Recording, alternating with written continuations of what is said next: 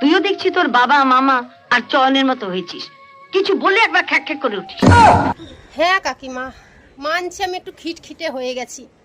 কি করব বলো, কাজের এত প্রেশার, তার মধ্যে তোমার নাতনি আমার শাশুড়ি আমাকে জ্বালিয়ে পুড়িয়ে হাড় মাস কালি করে দিচ্ছে জানো না মানে আমি বলছিলাম যে তুই আর সব থেকে বড় দুঃখের কথা কি জানো কাকিমা, মাথা খিটখিটে হবে না কেন বলো, রাগ হবে না কেন বলো?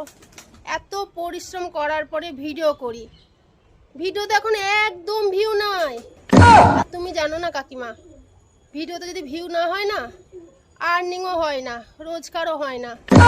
এবার যদি আর্নিং আর রোজগার দুটোই বন্ধ হয়ে যায়, ভিডিওতে যদি ভিউ বন্ধ হয়ে যায়, তাহলে মেয়েকে নিয়ে কি খাবো কাকিমা, কি পরবো কাকিমা, কি ঘর করবো কাকিমা?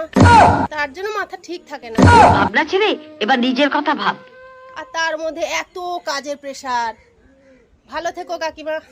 আর সব থেকে বড় দুঃখ লাগে, আর তোমাদেরকে সিনেমা হলে আর দেখতে পাই না।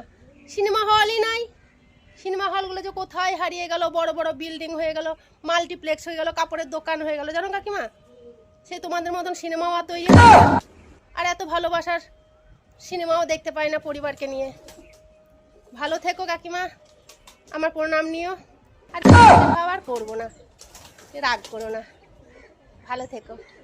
আর হ্যাঁ, আমার বাড়ি একদিন বেড়াতে এসো, আমি নতুন সিঁড়ি ঘর করেছি, নতুন রান্নাঘর করেছি, এক কাপ চা খাওয়াবো নতুন রান্নাঘরে।